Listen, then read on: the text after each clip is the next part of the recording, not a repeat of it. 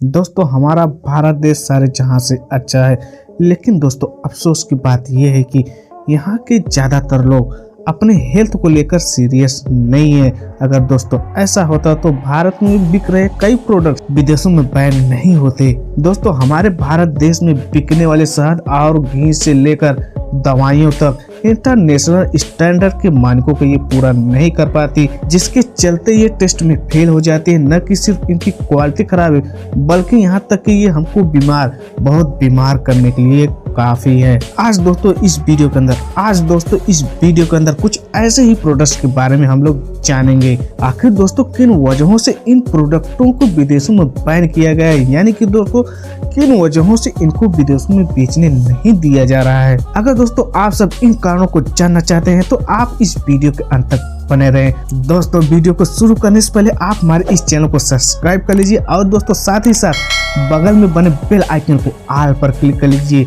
इससे ये होगा कि जो भी मेरी नई वीडियो रहेगी उसका नोटिफिकेशन सबसे पहले आपको ही मिलेगा। तो दोस्तों देर किस बात की, चलिए इन कारणों के ऊपर एक नजर डाल ही लेते हैं। दोस्तों मैंने अभी आपको बताया कि हमारे भारत देश में कुछ ऐसे प्रोडक्ट हैं जो आपको बीमार नहीं बल्कि बहुत बीमार करने के लिए ये पर्याप्त है।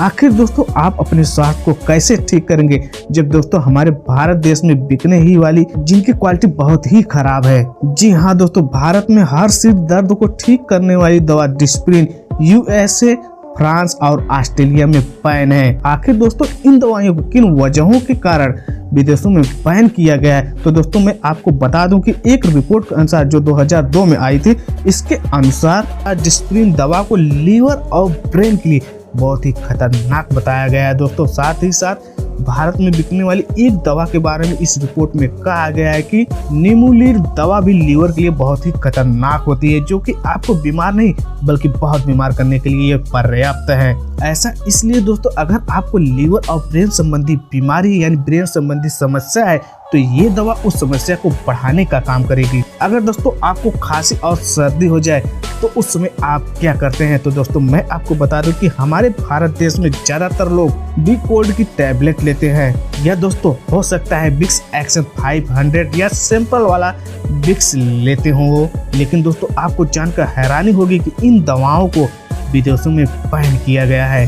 दोस्तों मैं आपको बता दूं कि डिकोल्ड टैबलेट को किडनी की बीमारियों को बढ़ाने के लिए इसे जिम्मेदार माना गया है। अगर दोस्तों आपको किडनी संबंधी समस्या है तो आप अगर डिकोल्ड टैबलेट लेते हैं तो ये आपकी किडनी की समस्या को और भी बढ़ा सकता है।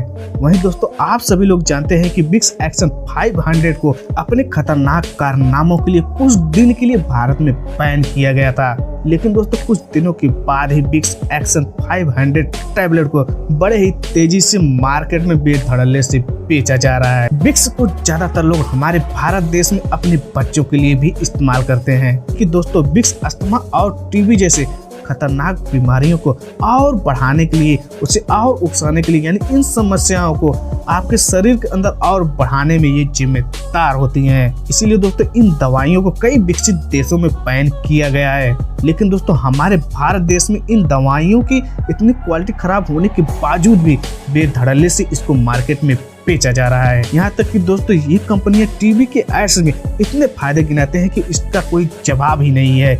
चलिए दोस्तों शहद, घी और च्यवनप्राश के बारे में बात कर लेते हैं। दोस्तों आप सभी लोग शहद के बारे में कई फायदे सुने होंगे, यहाँ तक कि दोस्तों कई लोगों के मुंह से ये भी बात सुने होंगे कि आप चीनी की जगह शहद का इस्तेमाल कर सकते हैं, या फिर दोस्तों शहद को गर्म पानी में मिलाकर हर सुबह पीने की बात भी सुने होंगे।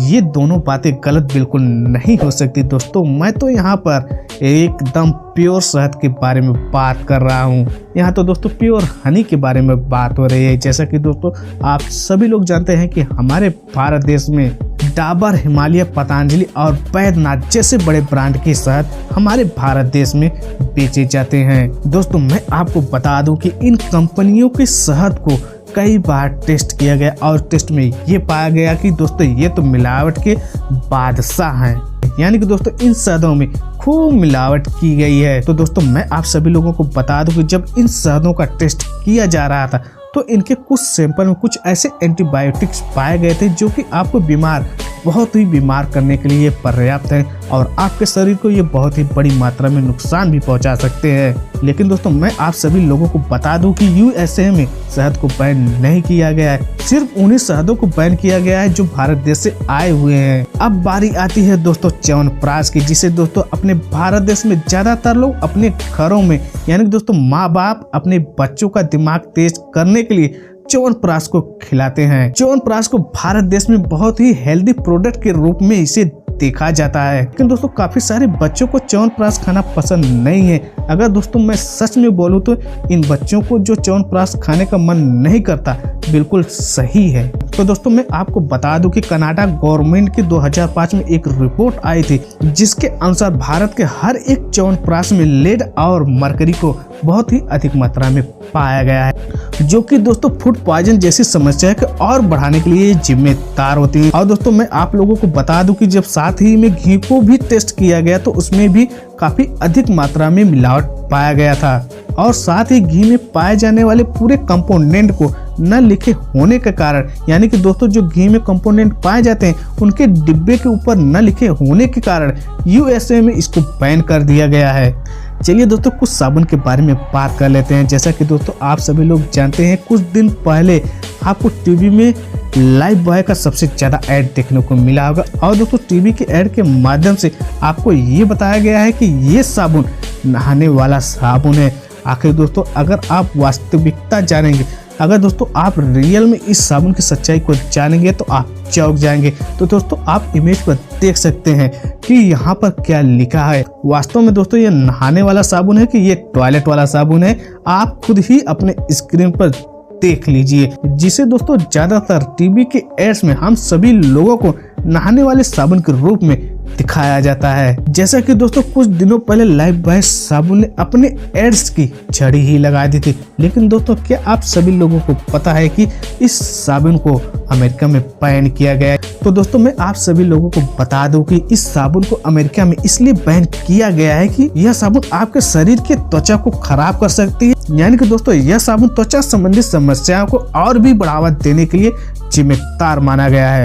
और दोस्तों ज्यादातर आप लोगों ने सुना होगा कि लाइफ बॉय साबुन को विदेशों में जानवरों को नहलाने के लिए उपयोग किया जाता है, क्योंकि दोस्तों उनके टेस्ट रिपोर्ट में इसे अनसेफ माना गया है। यानी कि दोस्तों अगर इंसान इस साबुन को उपयोग करता है तो उसके शरीर के अंदर त्वचा संबंधित समस्या और भी बढ़ सकती है। इसलिए दोस्तों अमेरिका जैसे विकसित देशों में इस साबुन को बैन किया गया है। और दोस्तों मैं आपको बता दूं कि एनिमल्स को नहाने के लिए इस साबुन का उपयोग इसलिए किया जाता है क्योंकि एनिमल्स की जो त्वचा होती है वो काफी सख्त होती है, इसीलिए दोस्तों जानवरों को नहलाने के लिए विदेशों में इस साबुन का उपयोग किया जाता है। यहाँ तक कि दोस्तों कुछ यूरोपियन देशों में इसे पूरी तरह से ही बैन कर दिया गया है। चलिए दोस्तों कुछ कारों के बारे में भी मैं बात कर लेता हूँ। जैसा कि दोस्तों आप सभी लोग जानते हैं कि सड़क को लेकर हमारे भारतवासी कितने जिम्मेदार हैं। जब आप सड़क पर ड्राइविंग करने निकलेंगे तो आप इन सब सारी बातों को जान जाएंगे। वैसे दोस्तों मैं आप सभी लोगों को बता दूं कि भारत में अगर आपको एक गाड़ी को पास कराना है तो हमारे भारत देश में ज्यादातर सेफ्टी को ध्यान में नहीं रखा जाता। जैसा कि दोस्तों भारत में सबसे अधिक मात्रा में स्विफ्ट डिजायर बिकती है, लेकिन दोस्तों यूरोपियन देशों में भी स्विफ्ट डिजायर बिकती है। जब आप दोस्तों भारत के स्विफ्ट डिजायर और यूरोप में बिकने वाले स्विफ्ट डिजायर की तुलना करेंगे तो दोस्तों यूरोप के देशों में जो स्विफ्ट डिजायर कार बिकती है वो भारत की तुलना में कहीं ज्यादा भारी होती है, क्योंकि दोस्तों यूरोप के देशों में कई प्रकार के सेफ्टी और रेगुलेशंस होते हैं और उनको ध्यान में रखा जाता है। इसीलिए दोस्तों यूरोप के देशों की जो गाड़ियां रहती हैं वो दोस्तों सेफ्टी के मामले में काफी अच्छी होती हैं। और दोस्तों जैसा कि आप सभी लोग जानते हैं कि भारत देश में अभी तक सबसे अधिक मात्रा में अल्टो को बेचा गया है। इस गाड़ी को ऑस्ट्रेलिया, कनाडा और अमेरिका में बैन कर दिया गया है, क्योंकि दोस्तों ये कार अनसेफ की कैटेगरी में आता है। मैं दोस्तों आप सभी लोगों को बता दूं कि अल्टो कार इन देशों के अंदर क्रैश टेस्ट को सफल नहीं कर पाई, यानी कि दोस्तों अल्टो कार इन देशों के अंदर क्रैश टेस्ट में फेल हो गया है। अगर दोस्तों मैं बात करूं तो रतन टाटा जी की ड्रीम प्रोजेक्ट टाटा नैनो की, तो इन देशों के अंदर भी टाटा नैनो को बैन कर दिया है, क्योंकि दोस्तों ये पैसेंजर और ड्राइवर के लिए अनसेफ माना गया है। चलिए दोस्तों भारत में बिकने वाले कुछ स्नैक्स के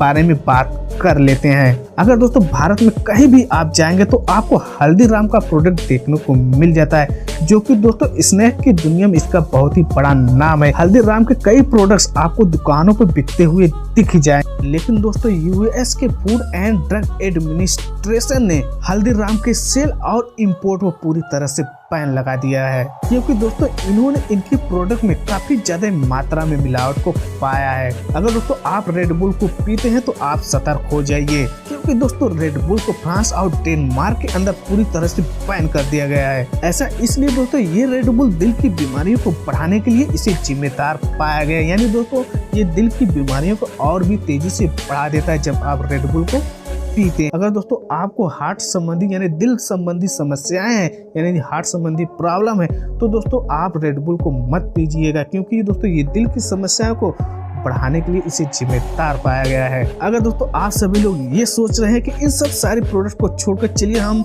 फल और सब्जियों के ही खाते हैं, तो दोस्तों मैं आपके जानकारी के लिए एक बात बता देता हूं, क्योंकि दोस्तों आपको ये बात बताना बेहद ही जरूरी हो गया, क्योंकि दोस्तों ज्यादातर हमारे भारत देश में जो किसान है वो अपने फसलों को बचाने के लिए, यानी कि दोस्तों वो अपनी फसल को कीट पतंगों से बचाने के लिए ज्यादातर दोस्तों ये कीटनाशक दवाइयों का उपयोग करते हैं। और दोस्तों मैं आपको बता दूं कि हमारे भारत देश में ऐसी 100 कीटनाशक दवाइयां हैं जिन्हें कैंसर के साथ जोड़कर देखा जाता है। लेकिन दोस्तों हमारे किसान करे भी तो क्या करे, अपने फसलों को बचाने के लिए उनके पास और कोई दूसरा साधन नहीं दिखता है। और दोस्तों मैं आपको बता दूं कि ये जो दवाइयां हैं मार्केट में बड़ी ही आसानी से मिल जाती, इन पर किसी भी प्रकार से कोई रोक टोक नहीं है। इसीलिए दोस्तों ज्यादातर किसान इन दवाइयों का उपयोग अपने फसलों को बचाने के लिए कर लेते हैं, जो कि दोस्तों हर रोज हमारे खाने पीने जैसी चीजों में जहर घोलने का ये काम करती हैं। और दोस्तों मैं आपको बता दूं कि इन सब कारणों की वजह से आप हार्ट अटैक के मरीज भी बन सकते हैं। दोस्तों जैसा कि आप सभी लोग जाने कि हमारे भारत देश में कई प्रकार की ऐसी दवाइयां हैं जो कि विदेशों में बैन है, लेकिन दोस्तों तब पर भी हमारे भारत देश में